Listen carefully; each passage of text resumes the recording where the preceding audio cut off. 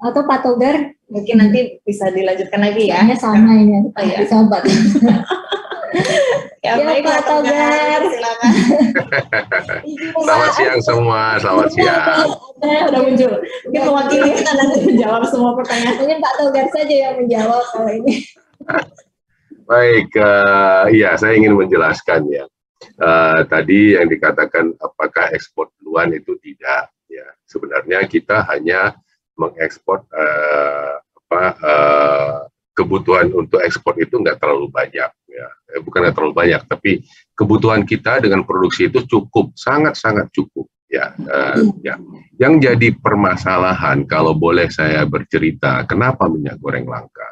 Ya, satu, pada saat pemerintah mengumumkan harga ya seluruh minyak goreng 14.000, di situ terjadi pembelian besar-besaran oleh rumah tangga. Ya, panic buying. Nah, begitu dibeli besar-besaran, semua rushing ke minimarket, supermarket dan segala macam. Karena ibu-ibu semua melihat minyak goreng harganya 40.000. Tiba-tiba harganya 28.000 2 liter, beli banyak-banyak, ya kan? Nah, tapi tetangga kita sekampung nggak semua dapat. Dia datangnya besok, sudah habis. Ya kan, dia baru dengar, sudah habis. Sementara produsen-produsen membutuhkan waktu 3-5 hari untuk mengisinya kembali. Maka sudah terciptalah pada hari pertama minyak goreng kosong. Psikologi masyarakat kemudian menjadi minyak goreng kosong. Begitu datang lagi batch kedua, ya, minyak goreng kosong, ambil. Yang tadi sudah membeli 2 pouch, beli lagi, ambil lagi, kosong lagi, 3 hari, 5 hari juga kosong. Begitu datang, ambil, begitu datang, ambil. Sehingga, mohon maaf, masyarakat kita punya 5-10 liter minyak goreng di rumah. Yang tadinya itu hanya butuh 2 liter, butuh 4 liter, jadi double. Ya. Artinya tadi yang dikatakan 415 juta liter itu harusnya kan konsumsi 1,5 bulan. Tetapi karena permintaan sudah menjadi 2 kali lipat, atau malah 3 kali lipat, ya, maka itu kurang, tetap langka. Ditambah lagi, tadi sudah diceritakan bahwa ada beberapa minyak goreng yang hilang dari pasaran. Silahkan dicek, merek apa yang hilang dari pasaran. Karena apa? Mereka yang tidak, apa istilahnya, tadi yang katakan stop produksi itu. Dan yang hilang dari pasaran ini adalah minyak-minyak goreng yang punya pangsa pasar yang cukup signifikan. Nah, artinya, merek-merek yang tadinya itu di bawah, ini naik semua. Ya, naik semua dan masing-masing mencoba untuk mengatasi kekosongan yang terjadi. Tetapi tanpa partisipasi merek yang besar ini, kondisi kekurangan minyak goreng, kita ngomong di minimarket ya, ini masih tetap akan terjadi. Ya. Kami dari produsen minyak goreng sudah menjelaskan kepada pemerintah, makanya satu langkah yang diambil pemerintah adalah lebih gelontorkan lagi. Oke, lebih gelontorkan lagi. Beberapa dari kami itu sebenarnya merek-merek kami itu ada di pasar, tapi tidak di minimarket. Tapi pola pembelian rumah tangga pada saat ini tidak lagi ke pasar, tapi ke minimarket. Kenapa? Dekat. Dan bisa dibeli jam 11 malam atau jam 10 malam. Ada yang 24 jam lagi bukanya. Masih tetap beli minyak goreng jam 1 pagi. Nggak mesti nunggu besok ke pasar becek gitu ya. Habis hujan, ya nggak mau kan gitu. Nah, padahal di sana itu ada minyak gorengnya.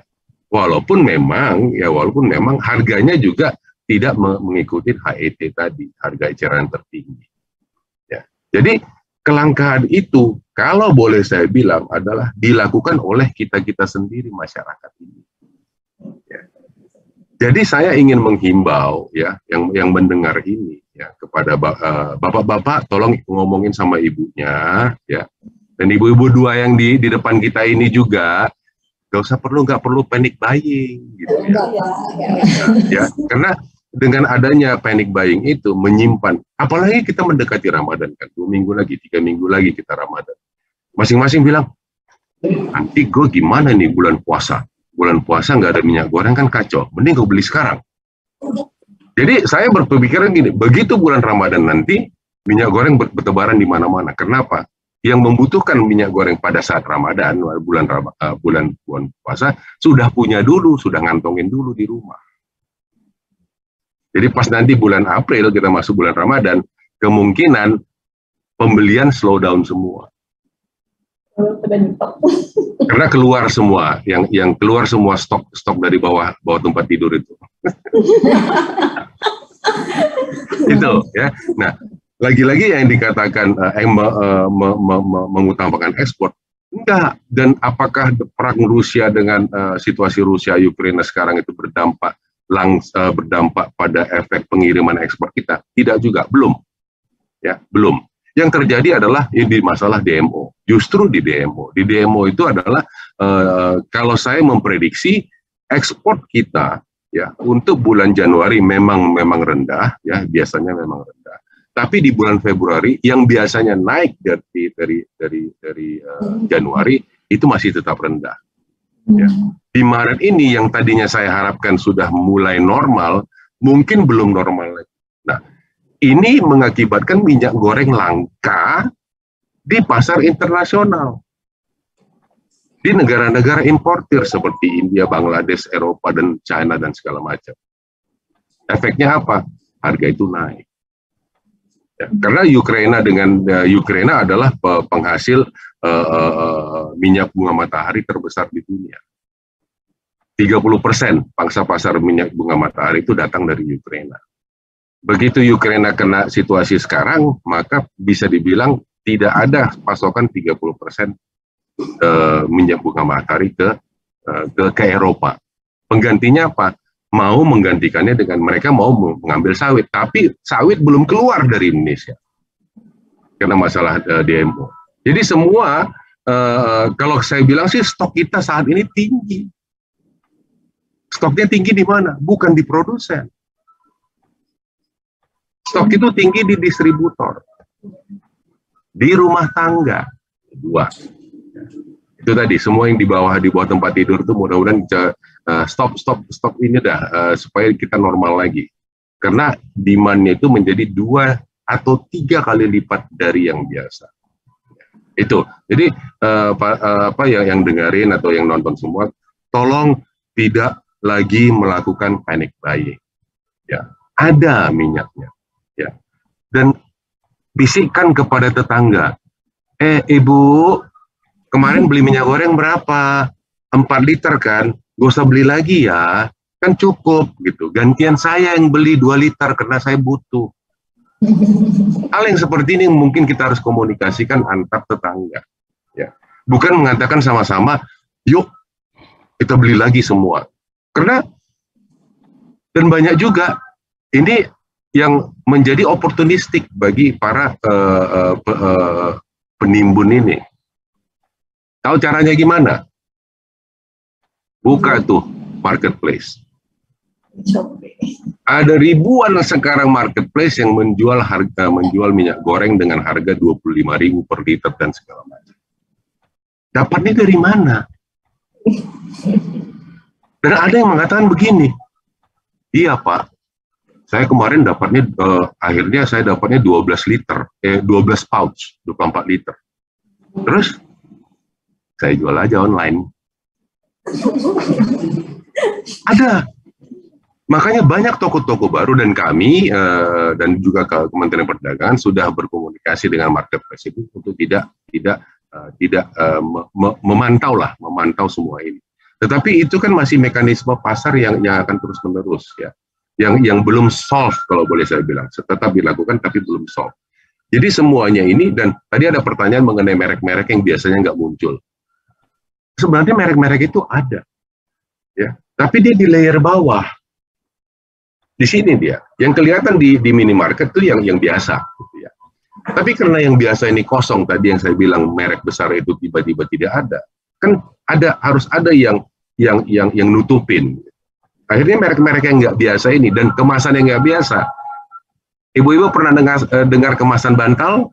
Ya, kemasan bantal sekarang. Nah, tidak populer dulu kan kemasan bantal. Sekarang kemasan bantal itu ada, sekarang sudah pada beli. Ini kan minyak goreng juga. Sudah ada di mana-mana, sudah menjadi merek yang menjadi biasa mudah-mudahan. Karena yang tadinya itu kemasan bantal itu mungkin hanya kalau di Jakarta kita di Sumatera Utara kita bilang lah misalnya beredarnya di Padang Sidempuan gitu ya. Misalnya gitu ya. Saya hanya milih tiba-tiba terpikir Padang Sidempuan. Karena situasi seperti ini akhirnya dia muncul di Medan. Akhirnya di kota-kota besar pun minyak kemasan sederhana ini bermunculan. Ya, mereknya aneh-aneh, ya aneh-aneh. Ya.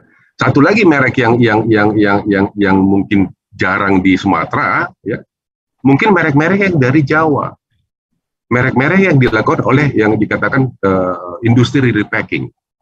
Apa itu industri repacking? Mereka beli curah dari pabrik minyak goreng, terus kemudian mereka melakukan packingnya sendiri, menjual dengan mereknya sendiri. Ada Kudamas, ada Venita, ada ini, macam-macam, itu banyak sekali ini. Dan mungkin pemasaran, karena masalah pemasaran ini, karena misalnya di Bangka Belitung misalnya kekurangan minyak goreng, ada yang minta minyak goreng, merek ini muncul ke sana. Itu yang terjadi sehingga merek-merek yang biasanya beredar di Jawa, biasanya dari repacking ini, para repackers ini bermunculan di seluruh Indonesia. Ya. Sekali lagi saya pesankan ya supaya yang mendengar ya, terutama kepada ibu-ibu,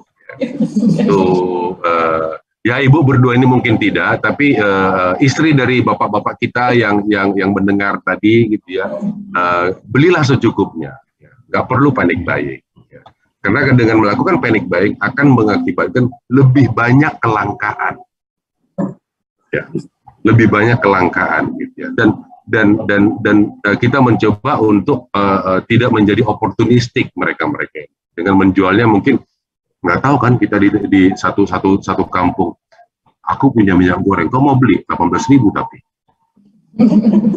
bisa saja ya, oportunistik jadinya.